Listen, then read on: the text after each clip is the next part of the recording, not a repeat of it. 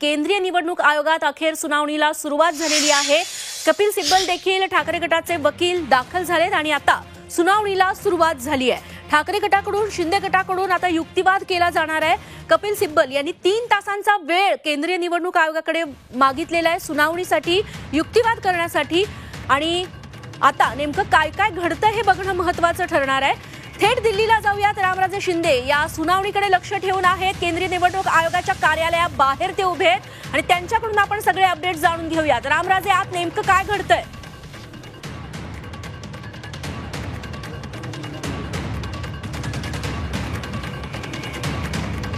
रामराजे, माझा आवाज पोहोचतोय तुमच्यापर्यंत? तेव्हा रामराजे शिंदे सध्या अपडेट्स घेत आहेत केंद्रीय निवडणूक आयोगाच्या सुनावणी दरम्यान नेमकं काय काय घडतंय, प्रत्येक क्षणाची अपडेट ते आपल्यापर्यंत पोहोचवतील। या घडीला कपिल सिब्बल हे युक्तिवाद करतायत आणि कपिल सिब्बल यांच्यासोबत त्यांच्या वकिलांचा ताफा आहे। 3 ते 4 वकील युक्तिवाद करतील आणि त्यानंतर शिंदे गटाकडून देखील युक्तिवाद केला जाणार आहे। धनुष्यबाणाबाबत आजच अंतिम फैसला येण्याची शक्यता आहे। दुसरीकडे उद्धव ठाकरे यांचं शिवसेना पक्षप्रमुख पद आहे ते येत्या 3 दिवसात त्याचा कार्यकाळ संपतोय, त्यामुळे कार्यकारिणी घेण्याची विनंती देखील ठाकरे गटाकडून करण्यात आली आहे।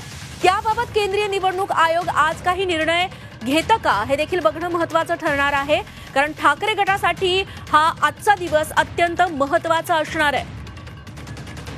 जर आज कोणता निर्णय आला नाही, शनिवार रविवारी पुन्हा सुनावणी होणं शक्य कदाचित होणार नाही, त्यामुळे सोमवारपर्यंत ठाकरे गटाला वाट बघावी लागेल।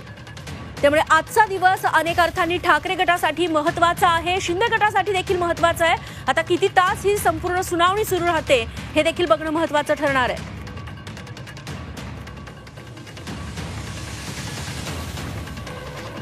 धनुष्यबाण हे निवडणूक चिन्ह नेमकं कुणाचं याचा फैसला आज होऊ शकतो। ठाकरे गटाने युक्तिवादासाठी 3 तास मागितलेले आहेत। आज निवडणूक आयोगासमोर काय होणार ते आपण बघतोय। ठाकरे गटाचे वकील कपिल सिब्बल 2 तास युक्तिवाद करणार आहेत अशी माहिती मिळतेय, तर ठाकरे गटाचे देवदत्त कामत हे वकील अर्धा तास युक्तिवाद करतील। ठाकरे गटाचे अमित तिवारी 15 मिनिटं युक्तिवाद सादर करतील। ठाकरे गटानंतर शिंदे गटाचे वकील रिजॉइंडर दाखल करणार आहेत अशी माहितीही मिळतेय। महेश जेठमलानी अर्धा तास युक्तिवाद करणार आहेत शिंदे गटाचे वकील। या युक्तिवादाला आता सुरुवात झाली आहे। 15 मिनिटं होऊन गेली आहेत सुनावणीला सुरुवात होऊन, मात्र काही तास हा सगळा युक्तिवाद सुरू राहू शकतो। आणि थेट जाऊयात दिल्लीला। निवडणूक आयोगाच्या कार्यालयाबाहेर आमचे प्रतिनिधी रामराजे शिंदे आता आपल्यासोबत आहेत अपडेट्स देण्यासाठी। रामराजे, 15 मिनिट झालेले आहेत सुनावणीला सुरुवात होऊन, नेमकं आज काय घडते, काही तपशील मिळू शकलेत?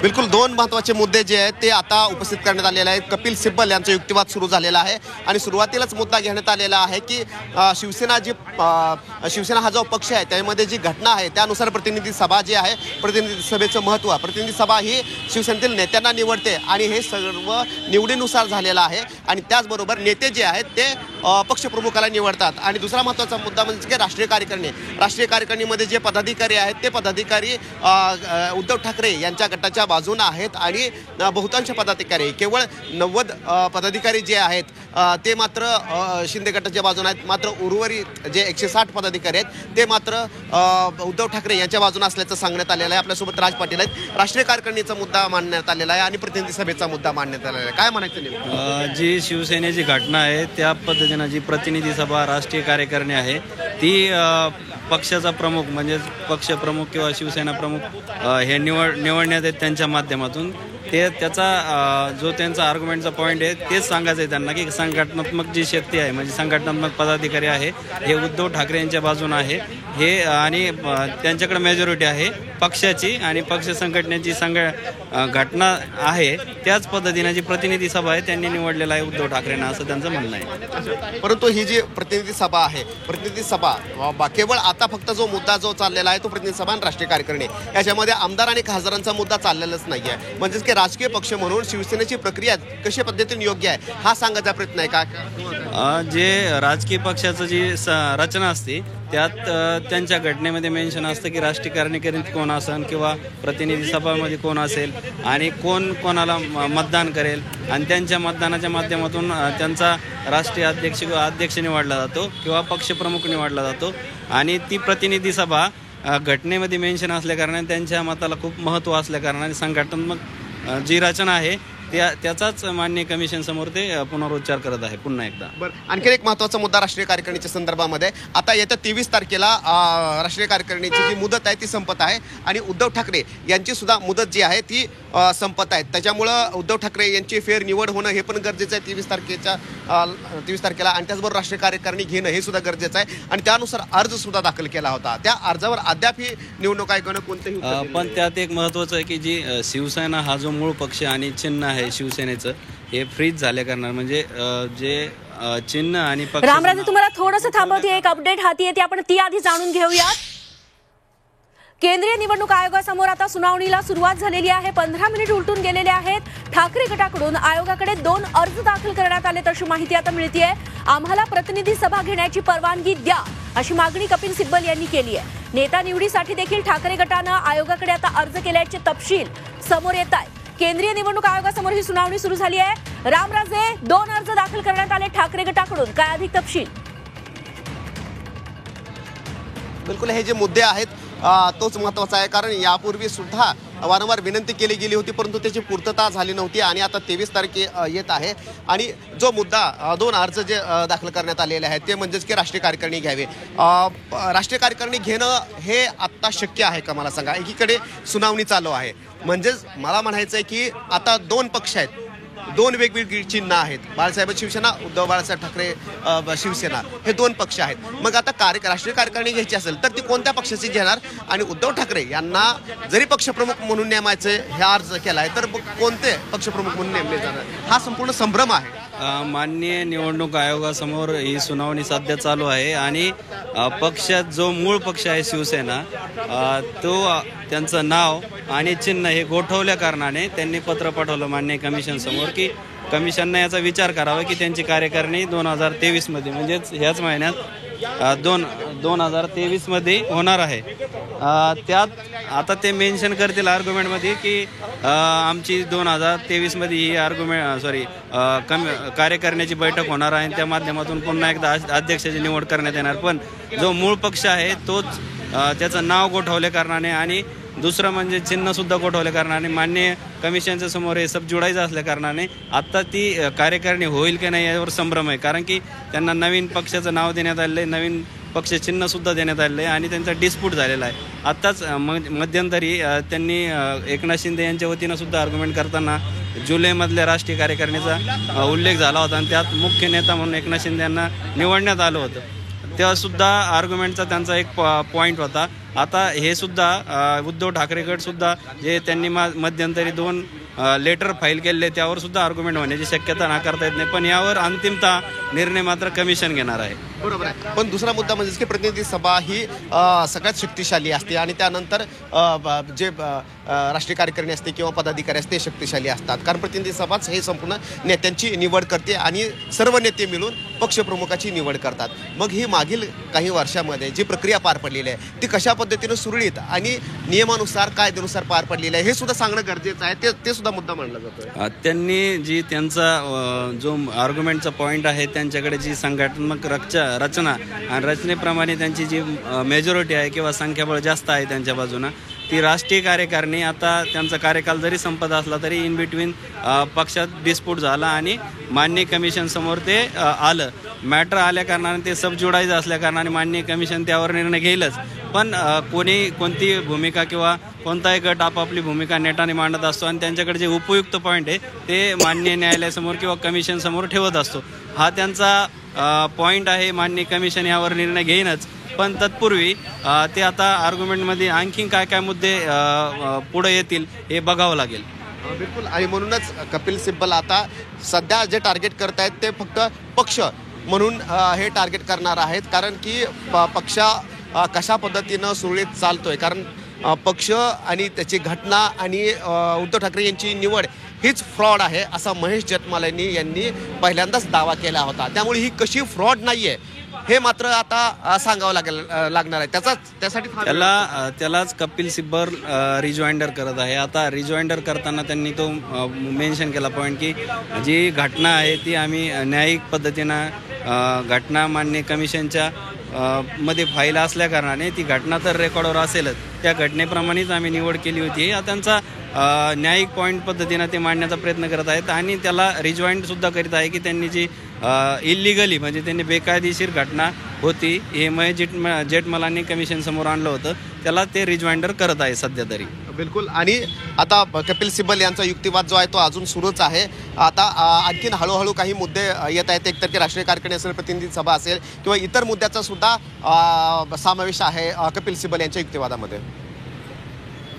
निश्चित रामराजे, त्यासोबतच वकिलांना हा देखील प्रश्न विचारणं गरजेचं आहे. 23 तारखेला जर उद्धव ठाकरे यांची शिवसेना पक्षप्रमुख पदाचा कार्यकाळ संपतोय, त्यांना राष्ट्रीय कार्यकारिणी घ्यायची असेल, त्याबाबत जर आज निवडणूक आयोगाने निर्णय दिला नाही तर ठाकरे गटासाठी ते कितपत अडचणीचं ठरेल आणि ठाकरे गटासमोर त्यानंतर काही पर्याय उरेल का? कारण अवघे 3 दिवस उरलेत ठाकरे गटाकडे. बिलकुल. हाच मुद्दा आपण राज पाटील यांना विचारणार आहोत की 23 तारखेला ही संपूर्ण उद्धव ठाकरे यांची पुन्हा एकदा नियुक्ती करावी लागणार, राष्ट्रीय कार्यकारिणी घ्यावी लागणार आहे. परंतु जर निवडणूक आयोगाने परवानगी दिली नाही तर मग पुढे काय पर्याय असतील किंवा ठाकरे कडे काय पर्याय असतील? मान्य कमिशन यावर निर्णय घेऊ शकतं, यात अधिकार त्यांचा आहे.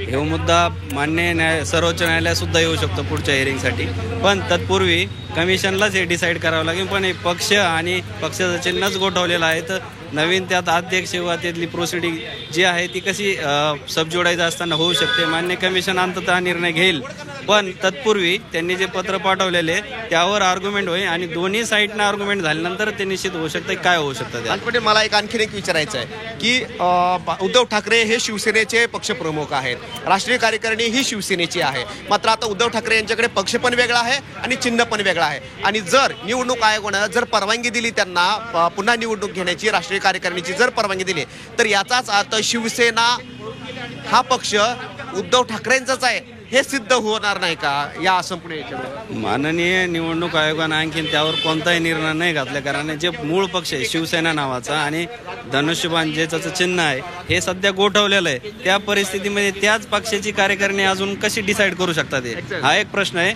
आणि जो नवीन पक्ष त्यांचा आता शिवसेना उद्धव बाळासाहेब ठाकरे नावाने निर्माण झालेला आहे त्याचं ते त्यांच्याकडे तो लिगल राईट आहे, त्यांच्या पद्धतीने ते करू शकतात. जर निर्णय घेतला नाही 23 पर्यंत निवडणूक आयोगानं तर म्हणजेच की उद्धव ठाकरे यांचा कार्यकाल संपेल आणि मग पुढे काय? मॅटर सबज्युडाइज आहे, म्हणजे अजून त्यावर कोणताही निर्णय न झाल्या कारणाने कमिशनच त्यावर निर्णय घेऊ शकतं की यांना पुन्हा कार्यकारिणी. आज जर सपोज जर निर्णय आला तर त्यानंतर ते निश्चित होऊ शकतं काय होऊ शकतं. आता सध्या हे सांगणं कठीण आहे. कमिशननं यावर कोणताही निर्णय न घेतल्या कारणाने आता मला हे म्हणायचं आहे की समजा की निर्णयच घेतला नाही तर मग पुढची प्रक्रिया काय आहे? कारण नियमानुसार, घटनेनुसार तर 23 तारखेच्या नंतर उद्धव ठाकरे हे पक्षप्रमुख नसणार आहेत, कारण तारीख जी आहे ती 23 तारखेला त्यांचा कार्यकाल संपतोय. मग पुढे काय? कारण मग शिवसेनेची संपूर्ण जी प्रक्रिया आहे 23 तारखेलाच ठप्प होणार का असं मला हे सांगायचं आहे की जी शिवसेना नावाचा पक्ष आहे तो काही दिवसापूर्वीच निवडणूक आयोगानं फ्रीज केलेला आहे. पक्ष आणि नाव चिन्ह त्यावर कोणताही निर्णय ते कोणीच घेऊ शकत नाही. ना उद्धव ठाकरे यांच्या गटाकडून घेऊ शकतात ना एकनाथ शिंदे यांच्या गटाकडून घेऊ शकतात, कारण की ते जेव्हा ओपन होईल आणि त्यांना मिळेल त्यानंतर ते निर्णय घेऊ शकतात. आता त्यात हे नाही घेऊ शकत की त्याचे पक्षप्रमुख कोण असतील काय असतील, कारण की त्यांनी ऑलरेडी कमिशनला नाव सुचवलं, नवीन पक्षचिन्ह सुचवलं आणि कमिशननं दिलं सुद्धा. याचाच अर्थ राज पाटील जी की जोपर्यंत निकाल लागत नाहीये केसचा तोपर्यंत नवीन पक्षप्रमुख. निश्चित रामराजे या मुद्द्यावरती आपण बोलूयात आणि आयोगासमोर सुनावणी दरम्यान नेमकं काय होतं ह्याचे अपडेट्स तुम्ही आतून सूत्रांकडून जाणून घ्या. त्याआधी आपण प्रेक्षकांना सांगूया मागच्या 20 मिनिटात 25 मिनिटात नेमकं काय काय झालंय. केंद्रीय निवडणूक आयोगासमोर सुनावणीला 20 मिनिटांपूर्वी 25 मिनिटांपूर्वी सुनावणी झाली. धनुष्यबाणाबाबत आजच अंतिम फैसला येण्याची शक्यता आहे. या ठाकरे गटाचे वकील कपिल सिब्बल यांचा युक्तिवाद आता सुरू झालेला आहे आणि 2 अर्ज देखील शिवसेनेकडून ठाकरे गटाकडून करण्यात आलेले आहेत. त्याच्यामध्ये काय, एक तर केंद्रीय निवडणूक आयोगासमोर जी सुनावणी झालेली आहे त्यात ठाकरे गटाकडून आयोगाकडे 2 अर्ज दाखल करण्यात आले. तातडीने याबाबत सुनावणी व्हावी अशी त्यांची मागणी आहे. आम्हाला प्रतिनिधी सभा घेण्याची परवानगी द्या असा पहिला अर्ज करण्यात आलेला आहे. नेता निवडीसाठीही ठाकरे गटाचा आयोगाकडे अर्ज आता गेलेला आहे. या घडीची मोठी, या क्षणाची सगळ्यात मोठी बातमी ती म्हणजे राष्ट्रीय कार्यकारिणी ठाकरे गटासोबत आहे असा युक्तिवाद देखील सिब्बल यांनी केलाय आणि ठाकरेंची कार्यकारिणी हे घटनेनुसार आहे असा युक्तिवाद करण्यात आलाय. तेव्हा ठाकरे गटाकडून कपिल सिब्बल यांचा युक्तिवाद सुरू आहे. 3 तासांचा वेळ युक्तिवादासाठी मांडण्यात आलेला आहे आणि त्याचबद्दल आता अधिक ताजे तपशील जाणून घेण्यासाठी पुन्हा एकदा केंद्रीय निवडणूक आयोगाच्या कार्यालयाबाहेर थेट आपण जाऊयात. रामराजे शिंदे आता आपल्यासोबत आहेत. रामराजे, काही अपडेट्स नवीन येऊ शकलेत?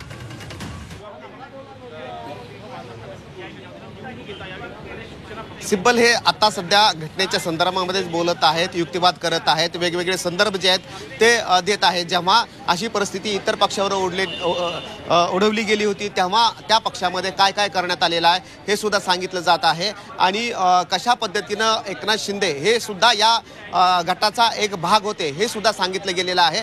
एकनाथ शिंदे तेव्हा पदावर होते आणि ते सुद्धा त्यांची सुद्धा सहमती या सगळ्या प्रक्रियेला होती आणि या प्रक्रियेमध्ये राष्ट्रीय कार्यकारिणीमध्ये आणि त्याचबरोबर महत्त्वाच्या पदावर हे एकनाथ शिंदे होते आणि त्यांना त्याची सहमती होती. आणखीन एक मुद्दा उपस्थित करण्यात आलेला आहे तो म्हणजेच की एबी फॉर्म जेव्हा निवडणुकीच्या वेळेस दिला जातो त्यावेळेस सुद्धा त्यामध्ये लिहिलेलं असतं की जी पक्षाची घटना आहे त्या संपूर्ण घटना जी आहे ती आपण कबूल करतो, मान्य करतो, स्वीकारतो अशा प्रकारचं त्यामध्ये नमूद केलेलं असतं. त्यामुळे एकनाथ शिंदे यांनी सुद्धा ही घटना स्वीकारलेली आहे. तर मग आता आक्षेप का घेतला जातोय असा मुद्दा जो आहे तो कपिल सिब्बल यांनी विचारला गेलेला आहे. त्याच्यामुळे एक प्रकारे आता एकनाथ शिंदे यांना कशा प्रकारे एकनाथ शिंदे हे चुकीचे आहेत, दोषी आहेत आणि कशा प्रकारे त्यांची भूमिका जी आहे ती अचानक बदललेली आहे हा सांगण्याचा प्रयत्न जो आहे तो आता कपिल सिब्बल यांनी केलेला आहे. म्हणजेच की एकीकडे सुरुवातीला शिवसेनेची घटना कशी योग्य आहे, प्रतिनिधी सभाचं किती महत्त्व आहे आणि त्याचबरोबर राष्ट्रीय कार्यकारिणी घेण्याची परवानगी द्यावी हे मुद्दे मांडलेले आहेत आणि त्याचबरोबर एकनाथ शिंदे हे कसे चुकीचे आहेत किंवा कसे त्यांचे निर्णय जे आहेत ते अचानक बदलले गेले आहेत हा सुद्धा सांगण्याचा प्रयत्न जो आहे तो कपिल सिब्बल यांनी केलेला आहे. आणि म्हणूनच एकनाथ शिंदे यांचं जे पद आहे मुख्य नेतेपद हे घटनेमध्ये नाहीच आणि त्यामुळं एकनाथ शिंदे यांना जर अगोदर जर सर्वच माहिती होतं, जर सर्वच मुद्दे जर स्वीकारले होते, पटले होते तर मग आता आक्षेप घेण्यासारखं काय आहे हेच आता कपिल सिब्बल जो आहे ते युक्तिवाद करत आहेत. निश्चित रामराजे, याबद्दल आपल्यासोबत वकील आहेत, त्यांच्याकडून देखील अधिक तपशील आणि त्याबद्दलचे सविस्तर मुद्दे जाणून घ्यायला प्रेक्षकांना खरं तर आवडेल की यापुढे कपिल सिब्बल यांनी एकतर शिंदे गटाचा संख्याबळाचा सगळा दावा आहे तो खोडून टाकलेला आहे आणि एका मुद्द्यावरती सध्या युक्तिवाद केला जातोय.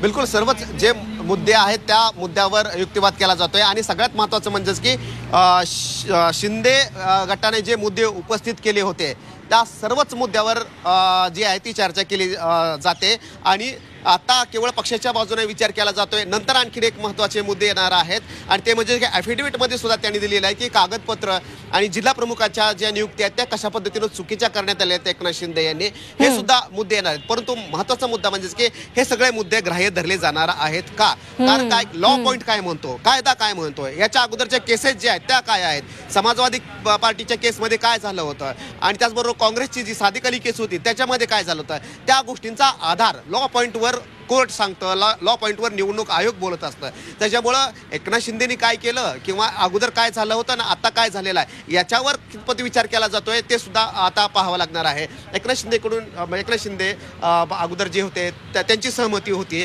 ते नेते होते पक्षाचे, तेव्हा त्यांनी आक्षेप घेतला नव्हता, त्यांना सर्व माहिती होती, त्यांनी फळं चाकली होती झाड मोठं झाल्यानंतर. हे संपूर्ण आक्षेप जे आहेत ते आता घेतात कपिल सिब्बल यांच्याकडून. हे आक्षेप घेणं म्हणजे उद्धव ठाकरे यांच्या बाजूने आर्ग्युमेंट करत असताना ते आक्षेप घेणं आणि आर्ग्युमेंटमध्ये रिजॉइंडर करणं हे त्यांचं काम आहे. भूमिका मांडत असताना ते मांडत आहे उद्धव ठाकरे गटाकडून.